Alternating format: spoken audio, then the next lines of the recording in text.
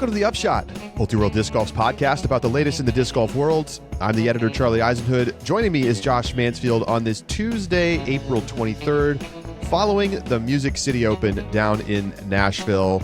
Josh, I hope you had a great weekend, my friend. I hear you've got a little a tale for us. I do. So I played in a local C tier just on Saturday. Okay. First hole of round 2. Okay. I make the island green. Nice. It's good start. I've got a 25-foot putt. My putt's been feeling good all weekend. I putt and I cash the putt. And as I bend over to pick up my mini, I hear a crash.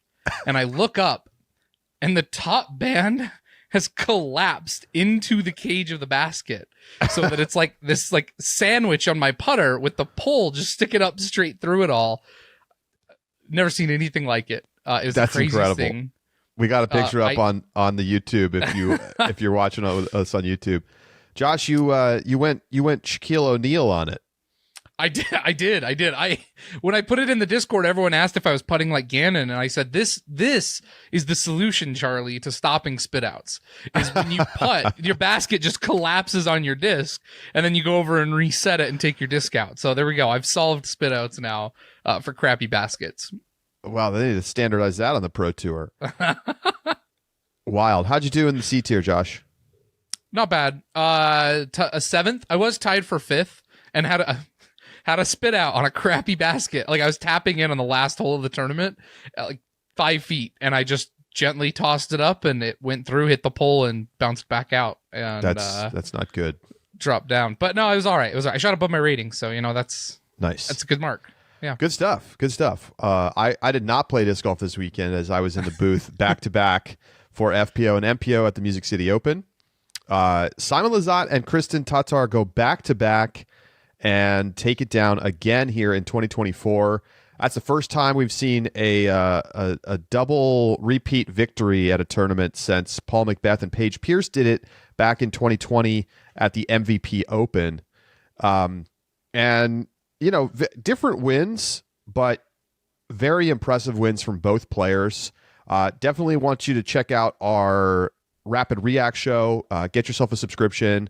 We talked for about 30 minutes on Sunday night, and looking forward to doing the same for Champions Cup. We're going to check in with you after 2 rounds. Saturday morning, we're going to do a React show, and then we will check in again, of course, on Sunday as the tournament concludes. And so get yourself a subscription today to check out all of that.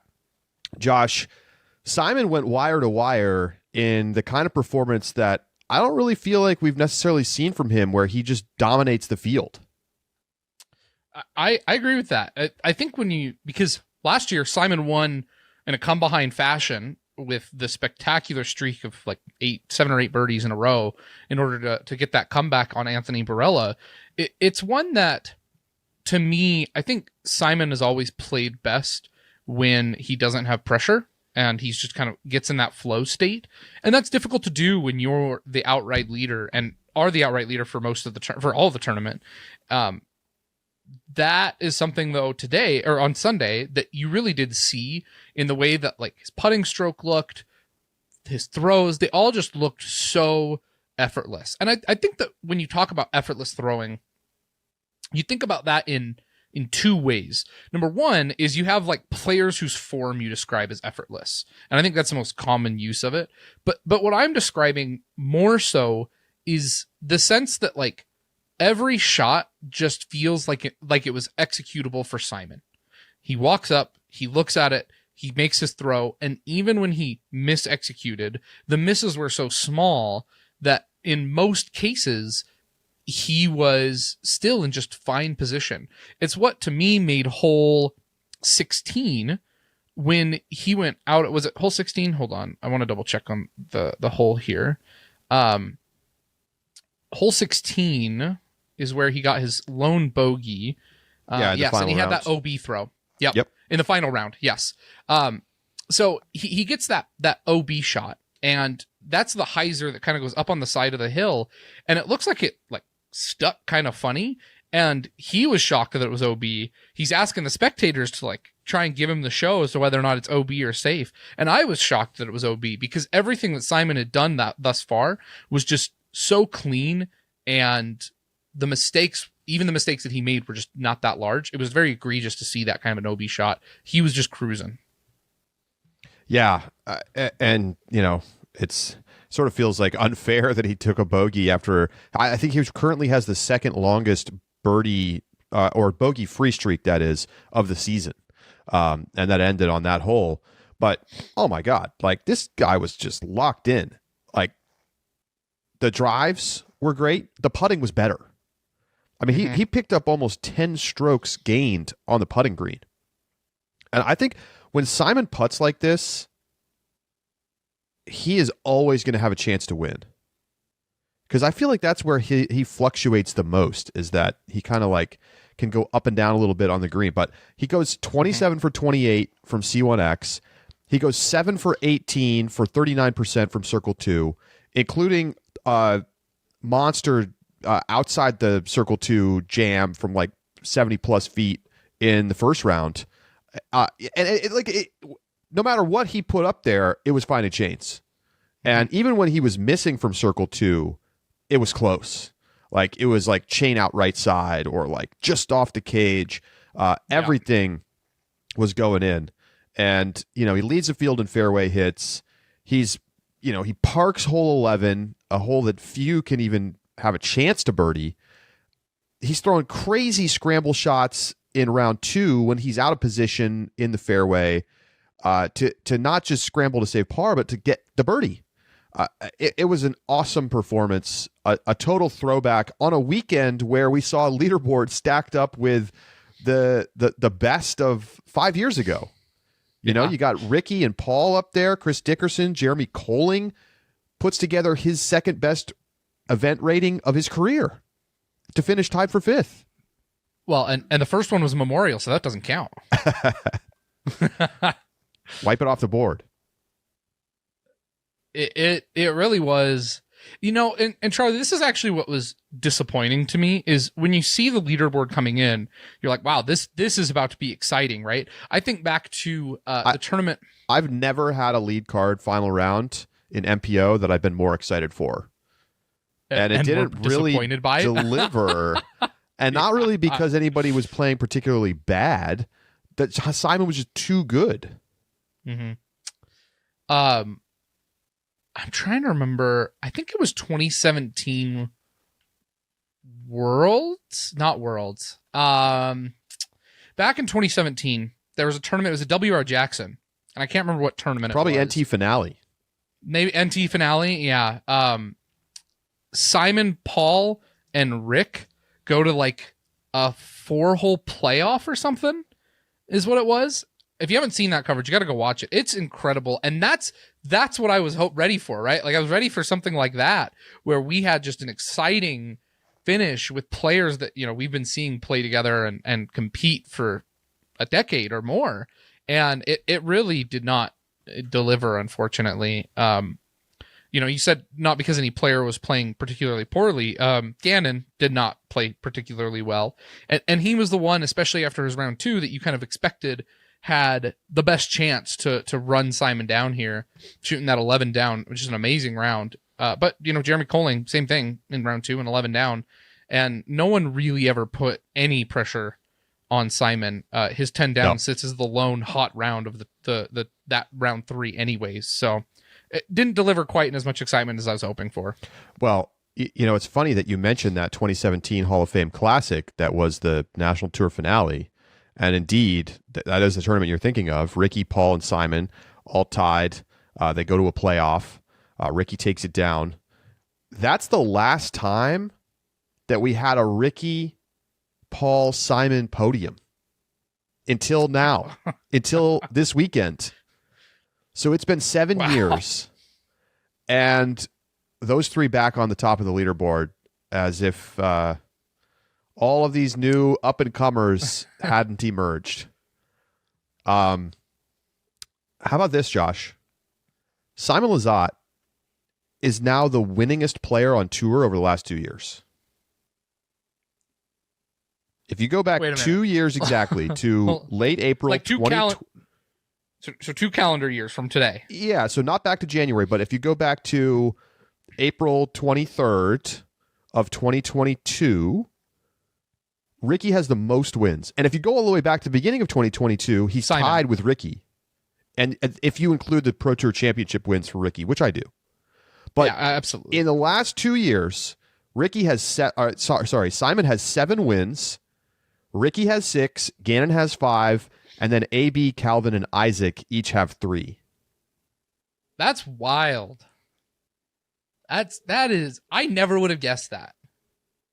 Like, I knew Simon had a good number of wins, but I never would have guessed that he has the most in the past 2 years. Simon won 4 times in 2022, twice last year, and now once here in 2024. And he goes out. I literally said this in the preview show, Josh. I was like, it would be a very Simon thing to come out here, just go out, take a win, and then go home for the birth of his second child. And he did it. It's exactly. He needed the second guitar. He needed it, man. Yeah, they're saying that the guitar could be worth over $6,000. Les Paul. Yeah, because Simon's just hurting for cash right now. I'm curious. How many pixels do you think are about to sell? Like, I know a lot of them sold before, but oh my God. especially because of the way he won was like thanks to the hot putter. Putter insanity. Yeah, here comes another. They're gonna do a little commemorative one or something. With a guitar on it or something like that, and it's gonna sell crazy. It's gonna sell a lot of discs. Man, oh man, that was wild. It was wild to watch, and like everybody had I don't think anybody was picking Simon to win going into the final round, even though he had the lead and he'd clearly been the best player. It was like, oh, Paul's going to do it. Oh, Gannon, Gannon was the hottest player in round 2. Gannon had a terrible round. Terrible. He was way off. Maybe one of the worst rounds we've seen. Literally the worst final round he's played all season. Just a crazy performance from Simon. 8 down through the front 9. Just put it away. It was over. He did. It felt over after like 3 holes. But it was definitely over by the turn. Yeah. I think I want to come back to Gannon real quick because you point out, he shoots his worst final round ever of the season. Do we need to actually start worrying?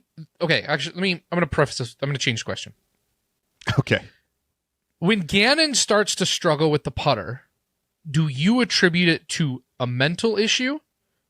Or do you attribute it to the putter itself? I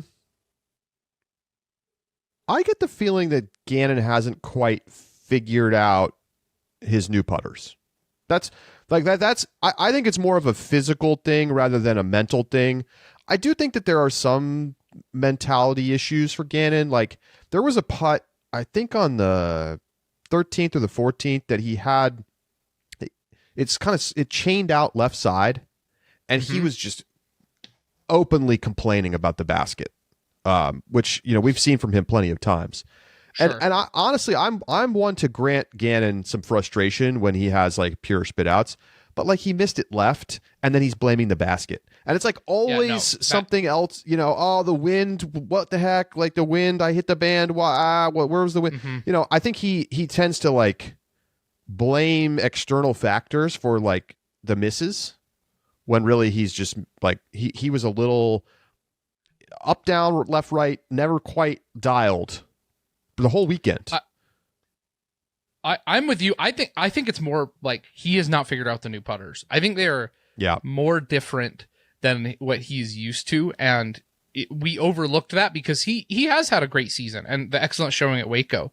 But the point I wanted to make is, man, watch out when Gannon figures out those putters, because even with what feels like off putting right now, he is first pair of fourths, a second, and now a pair of sevenths, and his bad weekend is 7th. Like that, he is.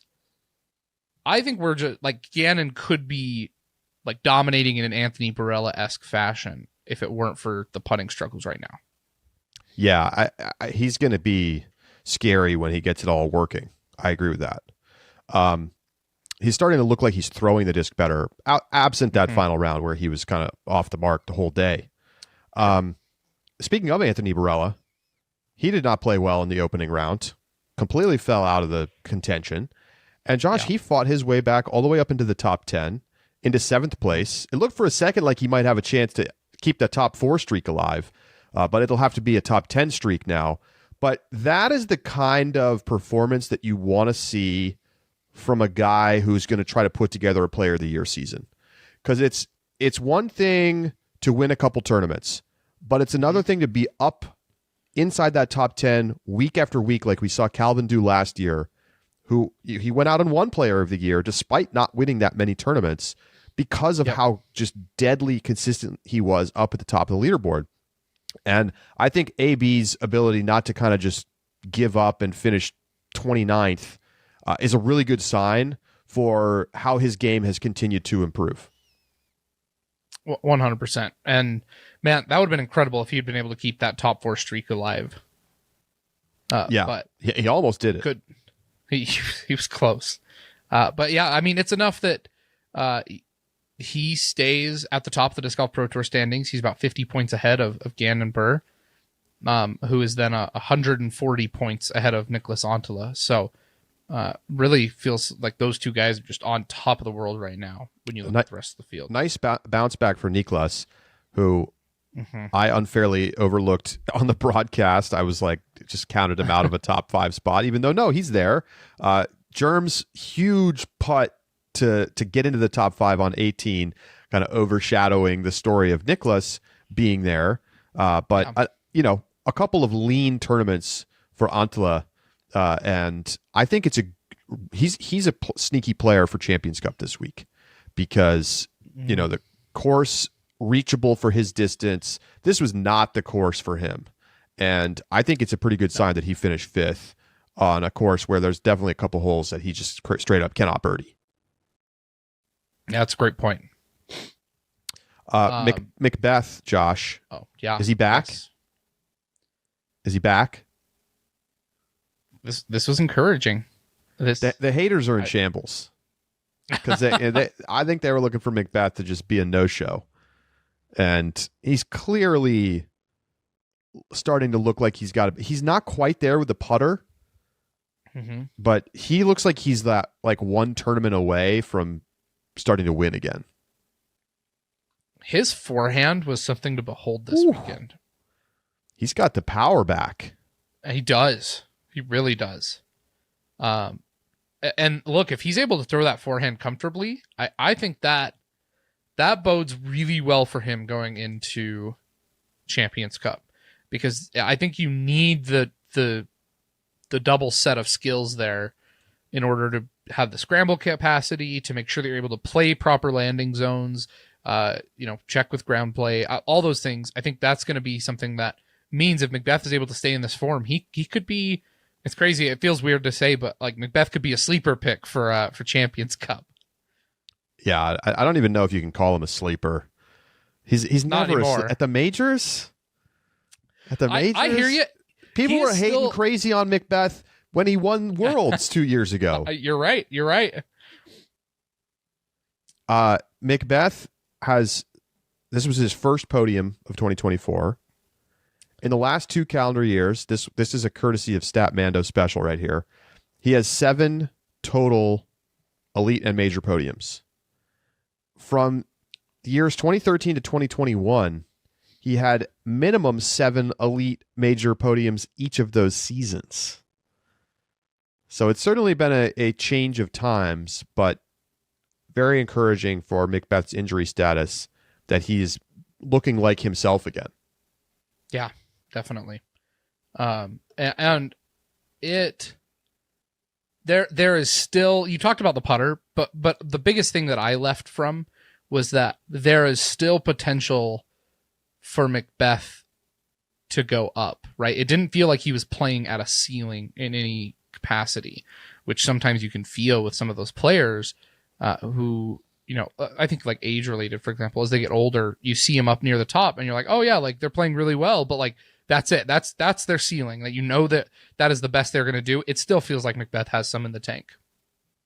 100%. People are always looking to count him out, and it's way too early to say he's done winning. Mm-hmm. If anybody wants to put some money down on Macbeth never winning again, I'll take the other side of the bet. Email me. Quick purse watch. But no, before we get to that, I want to talk about Kristin and the FPO battle. Kristin, Tattar, Holland, Handley go into the final round tied up. Mm-hmm. And, I'm starting to get the sense that Holland's going to become one of those players who's like a real head-to-head competitor with Kristin. And we might start to see a little bit of a rivalry form. Because, of course, we had the playoff back at Throw Pink. Mm-hmm. And, obviously Kristin has the huge edge in any kind of rivalry conversation. But I think that when you're starting to see them go, against each other on a lead card, they're tied up. We see that kind of swings back and forth. Kristin goes down early in the final round. But then, Josh, Holland, it happens again. She has some adversity. A missed putt leads to a missed shot, leads to an overly aggressive decision, leads to more strokes bleeding, and all of a sudden she's down by 4, and it feels all but over. And even when she's got a chance to make up strokes with circle 1 putts, she can't knock them down. Yeah, it really did feel, and we see this from Holland, right? We this, like you said, this is something that Holland does. She still shoots 1,008 on the event, which, an incredible event rating. But it really starts, and what's disappointing to me is that in the early first 5 holes, really, you see it and it feels like, wow, like Holland is steady as a rock, right? Like she doesn't make a couple circle 2 putts, but they stay close, and she's able to make good circle 1 putts that are and comebacks in a couple cases. She gets the birdie on hole 4. She's watching Kristin struggle around her and continues to do well. And then you get to hole 6. Kristin also birdies hole 5. Holland does not. You get to hole 6, and Holland misses the circle 1 putt that would have given her another stroke on Kristin. And right there is where it kind of feels like the wheels start to fall off, because she misses the circle 1 putt on 7. And then hole 8 feels like the blow up, right? Kristin plays it perfectly. And in the meantime, Holland hits an early tree that prevents her from going OB. That's the big note here, right? Like, Holland would have been OB already off the tee on 8. It was a terrible shot. She hits the tree, and then she throws OB because she gets aggressive trying to push the pin. Ends up taking. It was a huge mistake to go for the green there.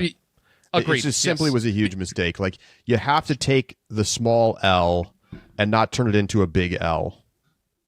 There's no reason she couldn't have salvaged par. Like, that hole is not that long. If she plays to the mouth of where it starts to kind of narrow back in. Straightforward par save. Yes. And then you lose 1 stroke when you're already up, like, 3 and you're not even Kristin. guaranteed to lose a stroke at that point. Yep. Because Kristin made a 45-footer in order to get that birdie. So I think those are the spots where the golf just has to be better. That Holland has to golf better. And that's the big problem, is that the putter, not only does the putter go cold, but the golf goes cold. And so then she misses 2 circle 1 putts. You get to hole 14. Kristin and Holland both bogey 13. Kristin bogeys 14 while Holland takes a par. Then Kristin takes a par on the 15th when Holland birdies, and you're like, okay, yeah, that was when there was life again. When Holland jammed that birdie putt, it was like, all right, 2 strokes back. You're with there's the 2 chance. strokes, 3 holes, and then on 16 makes the mistake on the second shot, drops, throws OB again. Like, you need on that third shot on 16, when you're trying to scramble, you need to play it wide and give yourself at least a run at the putt. You can't saw that off, because even if she stays in bounds, let's pretend it checks up and doesn't go out of bounds. She doesn't have a look at the green. She's cut off by that corner, right, and there's foliage in her way, so she doesn't get a putt. Like, you have to play play better golf there if you want to give yourself a chance. Yeah. I mean, obviously it was a desperate situation at that point already, but trying to, from a knee, generate enough power on the forehand to get around the corner at like literally out onto circle one it was just an impossibility. And so I think you're probably right. In some sense, it's like there's just nothing to lose. Like you have to do something crazy because, like, are you more likely to muscle up that shot or make a 75-footer? I don't necessarily know that there's a clear answer on that one, but to me, it's like it's the weight of the earlier mistakes that piled up into you being down by 2 strokes with a couple holes to play instead of being within 1 or being tied still. And I don't know. To some extent, it's just like being able to withstand the mental pressure and having more consistency with the putter. I mean, look at Holland's stats this weekend, right? She's 63% circle 2 putting in round 1. In round 2, she goes 92 and 14. In round 3, 71 and 0. To some extent, you have to make the putts if you want to win the tournament. And it's not to say she didn't have a great weekend. She did. But you have to be able to go into these big rounds. And we saw the stat at the beginning of the broadcast. She's shooting almost 20 ratings points lower in final rounds this season than she is in the earlier rounds. And to me, that's pure mental game. Yep. That's pure keeping the connection with your putter through the additional pressure that you're feeling during the final round. And that's a hard challenge. I think many of us know the feeling of suddenly, you're a little nervous and you can't execute in the same level. And clearly this is like the next step for Holland. And I think it's a testament to where she is as a player that we're talking about this now instead of, like she's making terrible decisions on the course and taking herself out of contention well before we're even in a chance she has a chance to win. Like now she's playing great through 2 rounds. And I thought she showed a lot of resilience in round 2, not to let mistakes blow her up. And sure, she coughed up a lead to Kristin, but she was still right there. And so now it's about like, can you learn to deal with the pressure and execute the putts? And, that's the difference between winning and losing. And that's why Kristin goes home with her 3rd title here in 2024. Kristin's suitcase starting to get full. I like how she's like, I don't know what the hell I'm supposed to do with this guitar. And meanwhile, Simon's like, I toured the Gibson factory and I saw the trophy and I was like, I want that and I'm going to go get that. And he did. Crazy. Could you, what you need to do is like MVP just needs to be like, listen, every tournament you win, we will buy you the guitar of your choice and see if that motivates him a little bit more. But I mean, again, I just want to emphasize, right? Kristin comes out cold. She throws a couple of really bad forehands and bogeys twice to start this round. And then what does she do, Josh? She birdies 5 of the next 6. And that really is the difference, is that she is able to just put those mistakes behind her, refocus, and then execute. And her ability to consistently do that is why she is at the top of FPO. And that she's going to become 1,000 rated, by the way, is not quite a done deal. But unless she really blows up badly at Champions Cup, it's pretty much over. She's going to get there in May. And what an achievement it's going to be. A real testament to how fantastic she's been since the pandemic. Yeah. The 1017 event rating feels like it's definitely going to be enough to carry her there. Remember back to 2019, before you were on the Upshot, Josh. Okay. Kristin was a talented player out of Europe, but all the conversation was about Evelina and Henna, which of those two is going to become the standard bearer in Europe. And then it was Kristin that won the first U.S. major. She comes out, she wins U.S. Women's, and it just, you didn't see the same ceiling on her game that you saw from the incredible throwing on display from Evelina and Henna. And to an extent, that's still true. But the difference is that Kristin has managed the mental side of the game and the consistency across all aspects in a very Macbethian-like way that has allowed her to not only separate from those Europeans, but from the entire FPO field. Charlie, it's funny you mentioned that, because I remember, prior to me being on the Upshot, I was obviously a big listener, and I love the program. I remember you guys having this discussion after the 2019 Memorial when Evelina won and beat Paige. She was 10 under to Paige's 6 under, and shoots just an incredible final round of 1028 rated. And you guys were talking about like which European is going to be like the breakout, who is the superstar. And I remember very clearly it being like a Henna Evelina discussion. And Yep. It really was like Evelina, Henna, Kristin. Like that's your order that you put it in. And man, how wrong we were. How wrong we were. And when we talked about some of the stats in our Tuesday show of last week about Kristin and just her incredible performance since 2019, like it is amazing to think about as you look back the way in which Kristin and her rise to dominance has been so starkly contrasted against the players who, think about it, all outthrow her.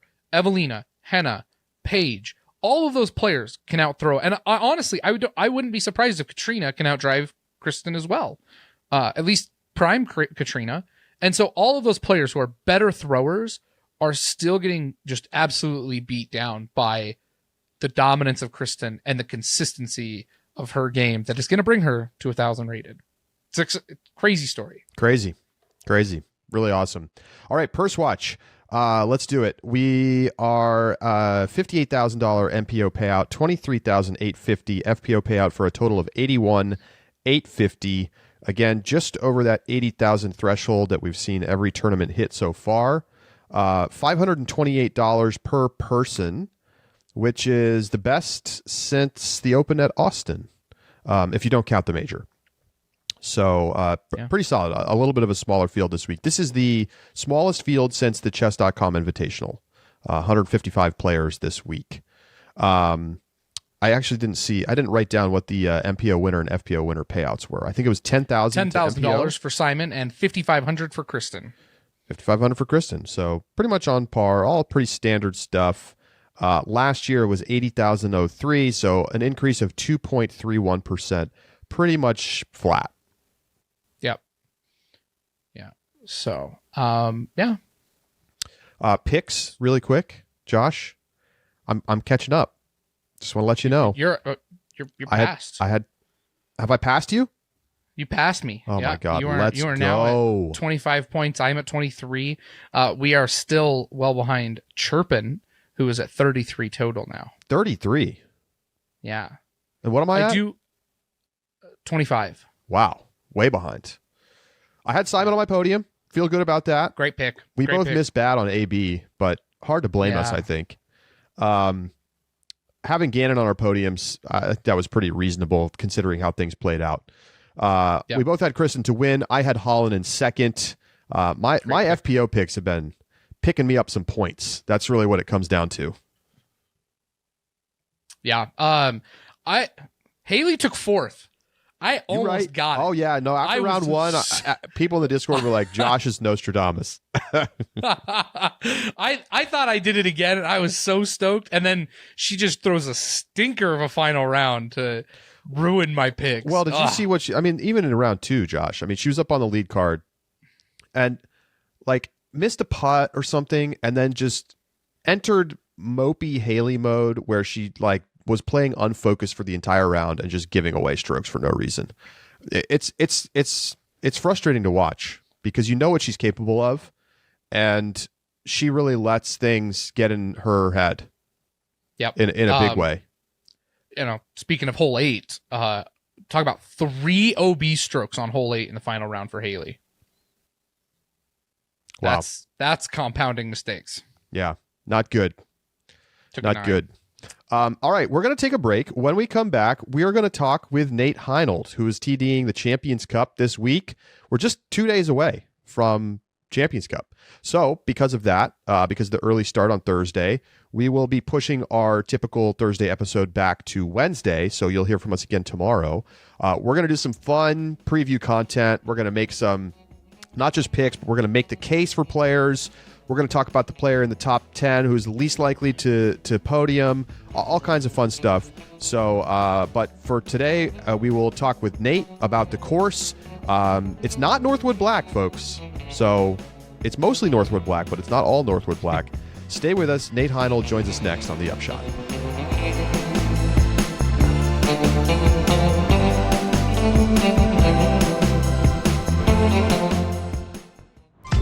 At Pound, the quality of our gear runs deeper than the stitching. That's why we make everything right here in the U.S., employing highly skilled, well-paid professionals.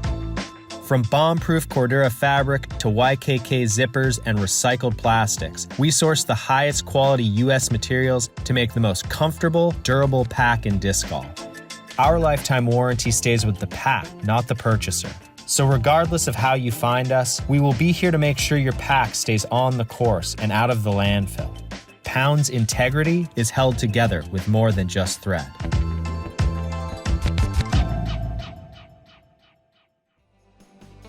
The Upshot is presented by Sunset Lake CBD, a farm that originally started as a dairy farm producing milk and cream for Ben & Jerry's ice cream, but they've since diversified and started growing hemp for CBD. You got to check their products out. This is the highest quality CBD, really super nice packaging, obviously really nice quality products themselves. I've been using the muscle rub when I have sore muscles. Feels fantastic, smells great. Really, really nice to be able to use that instead of, taking Tylenol or something like that. And you can save on Sunset Lake CBD products right now. You just got to go to sunsetlakecbd.com, use coupon code UPSHOT, and you will save 20% off your entire order. And hey, heads up, 420 sale, it's coming soon. Stay tuned.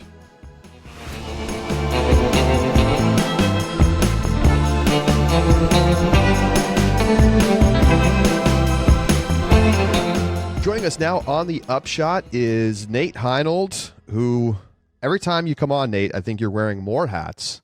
PGA board president, TD of Ledgestone, Bearheart hoodie wearer, TD of Worlds this year as well. Nate, welcome back to the show. How are you?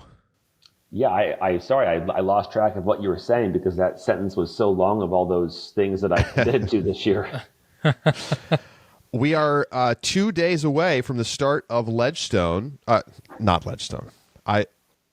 It's in an area that also includes the Ledgestone tournament, but Champions Cup, first MPO major of the season and second FPO major at Northwood. How's everything going so far in tournament prep? Yeah, it's interesting. A lot of players have said they're excited to get back in the woods, and what they don't understand is when this event's in August, we can trim for 3 or 4 days and make the course look magical. Here, we've been trimming a few weeks ago, and then it grew up because we're in the spring, and then we did it again, and now we're doing it again, and now it's going to rain all morning, and we're going to do it again this afternoon and tomorrow to make it look magical. And so just the growth in the spring is just so dramatic here. But it's going to look great come Thursday morning. It's been a ton of effort, and the amount of mulch we've put on that course is mind-boggling. The mulch companies are making bank off disc golf at this point. I heard a rumor that I wanted to ask you about right away, which is that we're not actually playing Northwood Black. I've heard we're playing mostly Northwood Black, but also some other holes from the blue layout. Is that true? Misleading, but true. Not the blue layout, the gold layout, actually. So Okay. We're playing 14 holes from Northwood Black. And then if you recall in 2019 Pro Worlds, we played a hybrid. It was called Northwood Gold. So we're using 4 holes from the 2019 gold layout with a new tee for 1 hole and then a basket moved 20 feet on another hole. So we're just calling it this week Northwood Park. And what's the reasoning for not just playing the black layout? I'm glad that I did it, because the main reason is that I took away holes 3 through 5 of the black layout, because hole 4 is right by a creek and a little bit slopey and gets soupy if it rains. Hole 5 has a pretty significant slope up the last part of the fairway. Those holes haven't quite got the grass growth that some of the other wooded holes, especially on the back 9, 12, 13, and 14 right now are lush green grass. Holes 3, 4, and 5 are not. We don't even mow those holes, but maybe a couple times a year. 4 gets the most grass, but that right there, with any kind of rain in the spring, I was worried about slip and slide and being in the creek and players complaining. And so that was the main reason I removed those 3 holes, and then did some more. Like, the holes we added are park golf, grass, fairway, flat, open holes, more open than the rest of the course. And so that was like 90% of it. The other 10% of it was, this would be better for spectators because you can't view 3, 4, and 5 almost at all for spectators. And then 18, we are not using 18 on black. We're using 18 of the gold layout, which is right next to 18 of the black layout. So you talk about, the adaptations in the case of weather, and boy, oh boy, are we looking at some weather this weekend. Friday right now, looking at Google, 99% chance of rain. Saturday is supposed to be a 50% chance of rain. Sunday, 65% chance of thunderstorms. I want to pair that question. Typically at Ledgestone, you have the division split, where one division's playing on Northwood and the other is playing either at Sunset or Lake Eureka. Are you concerned about getting the course, getting everyone through the course in the light with the potential weather delays, trying to fit 144 players on Northwood? Yes. So, when this event was originally scheduled at Northwood for June, I was very excited. That's the longest. I mean, we could tee off at 6:30 a.m. and finish at 9 and be fine. Here, less daylight. We're in the rain thunderstorm season. I mean, last summer it didn't rain one iota for 6 weeks, and then we had AM Worlds, and it rained and rained and rained, and smoke delays. But still, usually good in the summer here. So yes, I am concerned, but it said 90% chance of rain one day last week and was sunny. And so the weather here is very unpredictable. We have some ability to start earlier. I mean, the sun rises here at 6:05 a.m. right now, even, and it gets dark about 8. So we still have a long day here. The course is going to play a little bit faster than past years because we're not using 3, 4, 5, and 18 of the black course. We're using more open park golf holes, which is going to cut down on the round times. And with the limited field and exclusive field and higher rated players, the course is not going to play 4 hours and 20 minutes. It'll probably play 3:45. So, but we have options to speed things along that we'll take if we have to. Do you feel good about how the course will hold up in rainy conditions, since it's, raining, I know, before the tournament starts, and then it looks like it's going to be raining throughout the tournament? Is it going to get too sloppy? I actually don't like putting mulch down, because if you put mulch down, it prohibits grass from growing. So we try to put mulch on the walking paths only. So I feel great about the walks between holes. I feel pretty good about the course. There's going to be a few areas of the course that are going to be soupy if it rains a lot. Hole 11 is going to have some standing water if it rains a lot. Hole 12 won't, except for one little area. And so we'll give players relief. So I do think the course will hold up fine. 3 years ago, that was not the case. It would have been a disaster. And even now, if it rains 5 inches of rain, it's not going to be fun, but it doesn't look like that's in the forecast. And so, like right now, it's raining really hard. It's supposed to stop in a couple hours. By tonight at 6 o'clock, the course will be fine. It'll be dry enough. So it drains really well. It's just if it rains 4 straight days, it's going to be a little soft. Sure. There's a spectator tickets link up on Disc Golf Scene. And ticket sales look a little soft, and that maybe is an understatement. At 232 tickets sold so far, a decent number of the VIP tickets, but the sort of general admission tickets are very thin. Are you worried at all about that? No, not really, and it's expected. Every player was able to request 2 VIP tickets, and so 144 players times 2, almost all of them did that, and so that essentially doubles our count. We have about 36 people on paid staff, and we have about 100 volunteers, and so that took away a bunch of my spectators as well, but they'll be spectating, volunteering. We expect a big walk-up crowd as well. Just that's typically what happens at Eureka as well. But I think people are assuming they won't have great visibility at Northwood for spectating, and they'd rather watch online. So we have pretty substantial tourism grants for this event. So financially, the event is in good shape. Those tourism grants, are those from the city, or where did you obtain those tourism grants? The state of Illinois, the village of Morton, and the city of Peoria for this event. We have a very good relationship with the state, the village of Morton, the city of Eureka, the city of Peoria, the city of East Peoria. They all give tourism grants for Ledgestone, and they're substantial enough to allow us to have, for Ledgestone at least, and for this event, I mean, the most added cash outside of maybe Worlds and the Tour Championship. Those tourism grants help fund the added cash. All right, I want to address another rumor. This is literally something that I got in my email inbox from somebody that I do not know. The suggestion was that because you're not playing the Northwood Black layout in full, that it is going to be used at Ledgestone this year. Is that true? No. I figured it wasn't. The course schedule for Ledgestone is the PDGA asked me not to use Northwood again for Ledgestone. So the course schedule at Ledgestone is 4 at Eureka for MPO, 4 at Sunset for FPO. Got it. How do you feel like the course will play it differently at all with the changes to the holes? I mean, how much of an impact do you think we're going to have those park holes have on the outcomes of the round? The holes we took away, 3, 4, and 5, are, I wouldn't say the easier stretch of the course, but I generally can birdie hole 5, and it's the only hole in the course besides 16 that I can even remotely have a chance to birdie. And I took away that hole, and 4 is a very gettable hole for MPO players. 3 is very tough to get.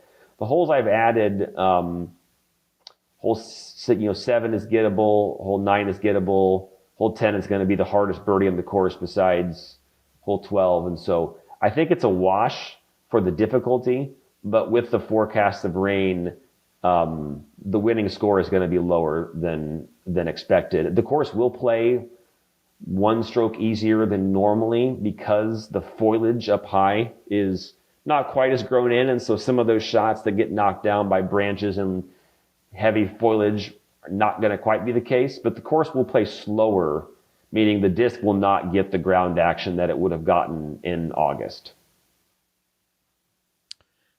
This course is replacing WR Jackson, given the renovations that are happening and the restoration over at the International Disc Golf Center. WR Jackson, another esteemed wooded course. Compare and contrast some of the key characteristic differences between WR Jackson and Northwood Park for maybe those who aren't as familiar with these courses from years past. Yeah, I love WR Jackson. I mean, I've been going there since 2017. Amazing property. The main difference between both courses really is that WR Jackson's fairways, I mean, the course length is almost identical. The fairways at WR Jackson are just much, much wider. There's more room for error. The rough is not very penalizing. That course is established. It's been there for, 17, 15 years. When you get off the fairway at WR Jackson, it's pretty easy to scramble. At Northwood, the fairways are tighter and the rough is just much more punishing. And that's the main difference is that you get off the fairway at Northwood, you're going to be struggling to make par. The holes that, the original holes, like hole 7 of this layout includes one of the original Northwood holes from 2002, with a long tee. So that hole, the rough is more manageable because it's been 22 years of hackers like me being in that rough, throwing approach shots, knocking down branches as I walk by. So I guess the implication here then is that Northwood isn't necessarily in the final state that we'd like to see it in. You anticipate that the rough becomes somewhat more manageable as it continues to be developed and used over the years and played in this current iteration.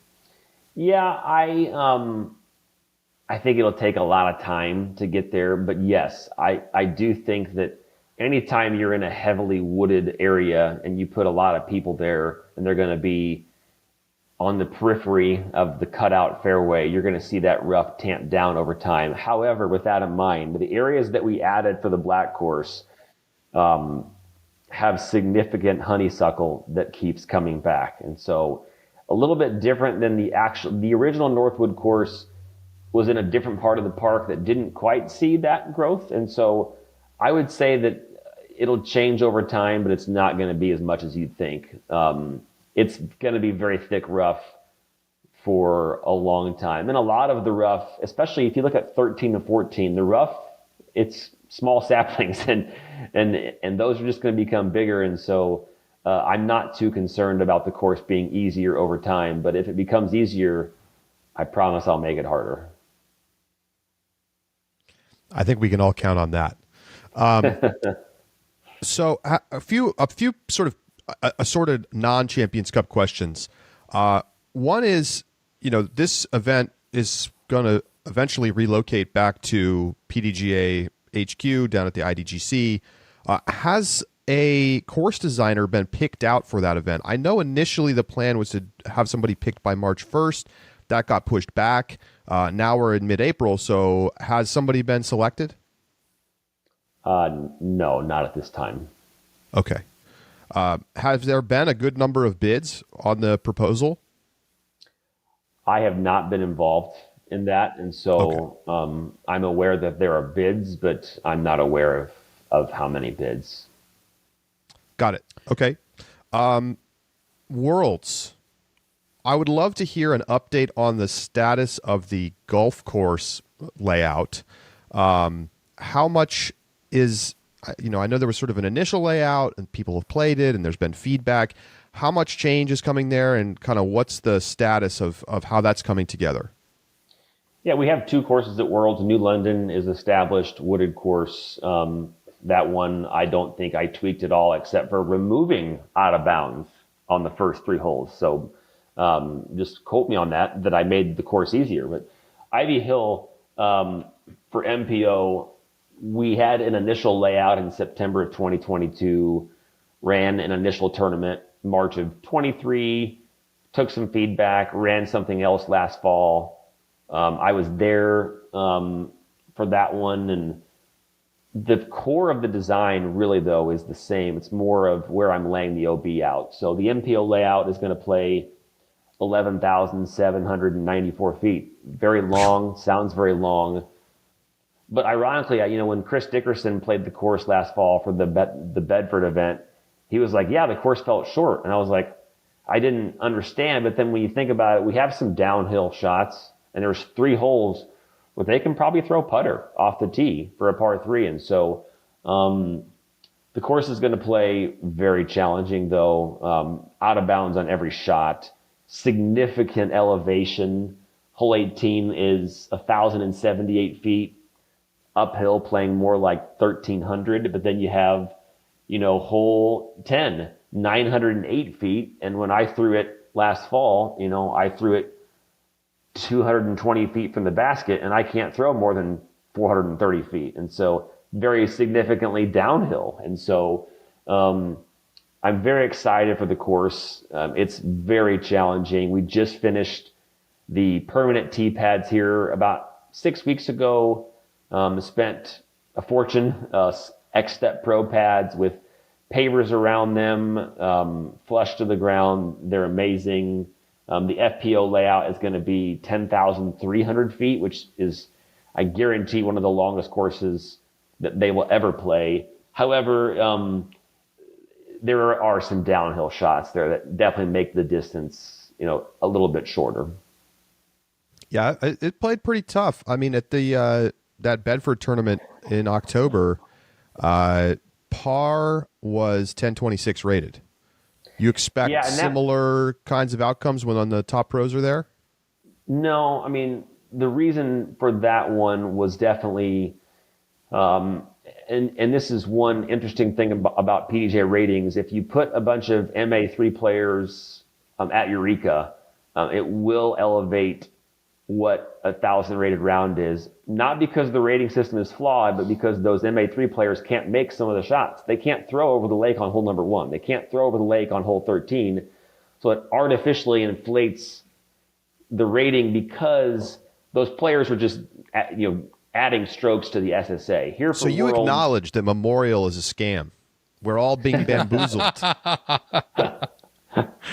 Memorial is a right-handed hyser's dream. So, but no, I would say the rating system is very good. But in this case, for these really hard courses, that if you put players where they're not suited for that course on that course, it will make my rating look better. In fact, for Ivy Hill, we don't have water carries per se, but we have OB carries, and I think that did inflate the ratings a bit. But still, the highest MPO scores weren't super under par. It was very windy that day, and this course will be a lot like Eureka. If it's windy, like 20-mile-an-hour winds, the course is going to be really, really hard. If it's no wind, I think the course will play a bit softer than I'd like it to play, believe it or not. But I do think that 1,000 rated, my goal was 10-15, for an even par round, my goal was that to be 10-15. And so you're looking at hot scores in the 7 to 10 range. When you put all of the best players, I think that's where it's going to be, but it will be very dependent on the wind.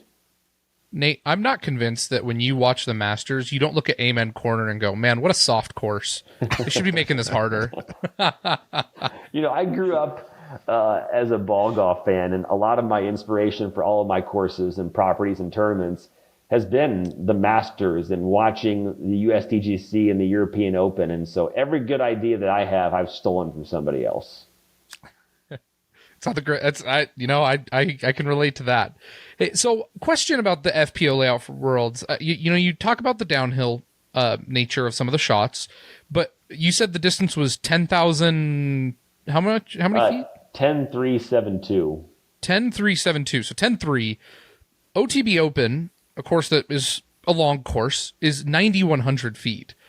I'm going to be honest. I'm a little bit concerned that this is going to be disproportionately difficult for the FPO players. Do you want to alleviate those for me? Yeah, I would say that when I say downhill shots, I mean, as I said, hole 10, for example, I mean, I think I threw it 700 feet, but I can't throw it. I can throw it like 400 feet. And so the downhill, it is extreme downhill on a few shots. Some of these par threes, we have a couple listed. There are a couple FPO par threes in the 320 range that they're not chip shots, but they're short. And so, I mean, they play way shorter than that. And so there are some uphill shots as well. But, hole 16 is another one that's very, very downhill. And so we do have a couple uphill holes, but the downhill holes definitely, people don't like throwing uphill. They like throwing downhill. And so, the course is going to play long. The par for FPO is 69 versus 67 for MPO. So it is a shorter course and a higher par. And so, yeah, the course is not going to be suitable for a 900 rated FPO player. This course requires distance. There is no question about it. But at the end of the day, it's a yin-yang event. You have the open course, and you're going to go to New London and have a very wooded course. And I think that's fair. So, PDGA Spring Summit is right around the corner. What's on the agenda this year for the Spring Summit? It feels like a pretty important time in disc golf governance.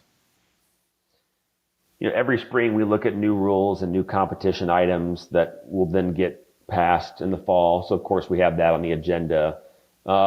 We are looking at a lot of things for potential changes for next year. Obviously, we want to grow disc golf. We want to get additional revenue into the organization to invest in programs that grow disc golf. There have been a lot of changes with other organizations in the last few years, and we're looking to be the governing body that really pushes growth forward and finds a way to reach new disc golfers. It's no secret that people are playing less disc golf, at least from the numbers that I'm seeing, less engagement.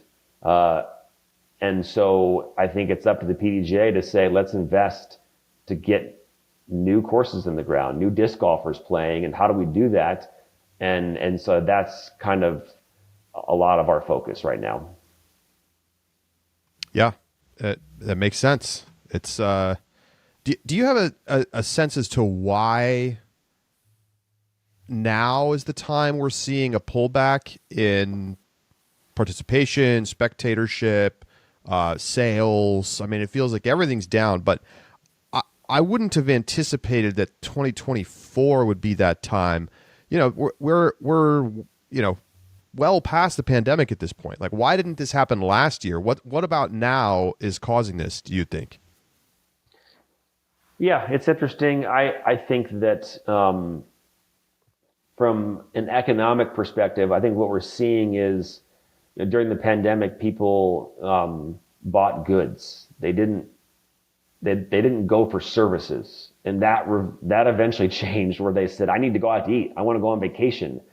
I think that period of spending on services has flatlined, not just for disc golf, but for most service industries, where Airbnb's prices spiked, rental car, hotels, everything. I think inflation has been persistent enough that I think any service industry that involves travel, people have gotten their travel fill. And so I think that part has definitely hurt, but I think we probably have lost some of those pandemic disc golfers that have now, they're being forced back into the office instead of working remote, so they can't go play disc golf or golf at 2 p.m. or pickleball. So I think, with remote work maybe sliding back, persistent inflation, the service industry across the U.S., being flat or declining, I think all of those things have hurt. And that's where there's an opportunity for the PDGA to step in to say, let's revert these trends. And really, it's not like if you read our office report or our minutes, it's not like we're 20% down on members. It's a pretty small number that we're down, but we want to get back to growth. And I think it's going to be up to us to spend some money to invest in programs that grow disc golf. Well, I look forward to hearing what you all come up with. It's feels like it was an inevitability that we were going to have this pullback. So, yeah, I saw it down 4.9% year over year on membership right now. So definitely not sky is falling territory. No, it's not sky is falling, and we have to keep in mind that the PDGA essentially has doubled over the last few years. And right. So keeping all those members engaged for a while there in 2021, 2020 events, you couldn't even play events. They were filling too fast. So at least with the events that we're running, Ledgestone already has 250 more players this year than signed up last year. Now, some of the other events we're running seem to be flat or down. D-Glow looks like it will not be down. Initially, I was worried, but we have had a flood of people sign up for D-Glow, which is still 4.5 months away. World spectators right now. Those look amazing.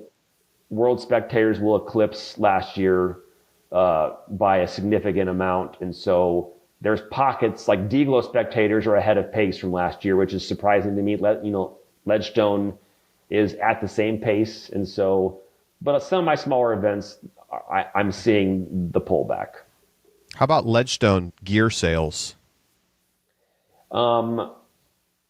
In general, our retail sales are down, not by as much as maybe I've seen some other reports.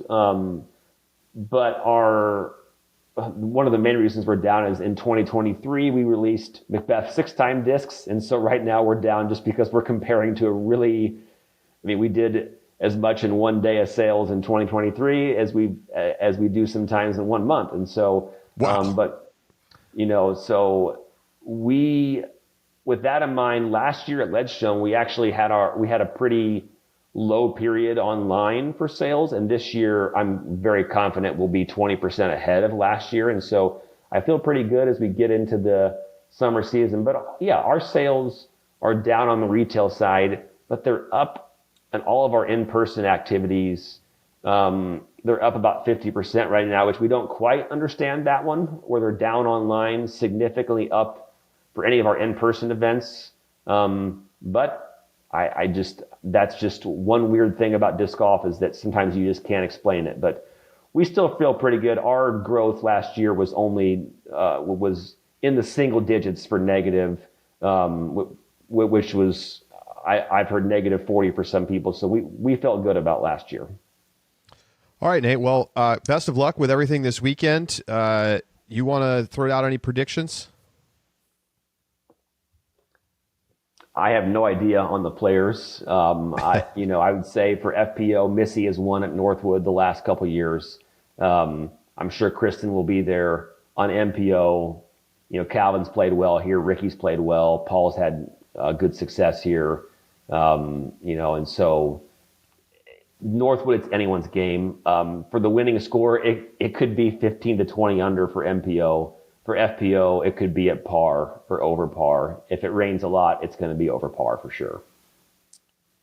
Nate, before we let you go, I have one question. You mentioned Missy, and I decided I wanted to look at something. Official Disc Golf World Rankings powered by PDGA Live. Update came out April 17th. Evelina is still in third with Missy in fourth. If you pull their 2-year comparison on Statmando, Missy's won head-to-head 13 times to 10 times for Evelina. She's got the major win. She's got more podiums. How does your algorithm put Evelina ahead of Missy? I'm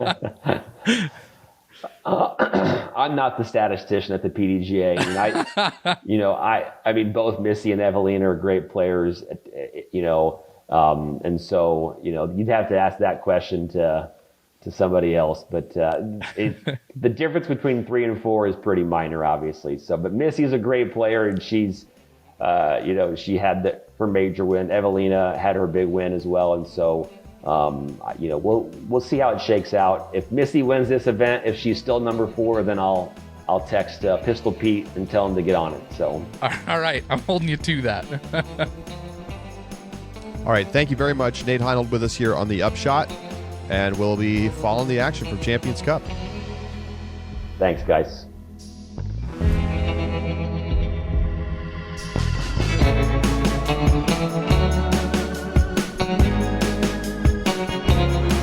Welcome back to the Upshot. That is going to do it for today's episode. Josh, before we go, there was a request for NBA playoff predictions. Maybe we should do some quick NBA and NHL takes. I don't want to pick every series. It takes too long, but who you got going to the finals? Yeah. Who you got taking it down? Out of the West, I know this is boring. I really think it's going to be the Nuggets again. It's Denver, man. Yeah, it's got to be. I got them going. I got them going to the finals. I'm not going to lie to you. I was so disappointed when the Lakers won the first play-in game, because I knew that meant we were lined up against the Nuggets, where we could have played OKC if we had to go to the second game and won. Nuggets to the finals out of the West. You know what? I said it. I said it at the beginning of the season.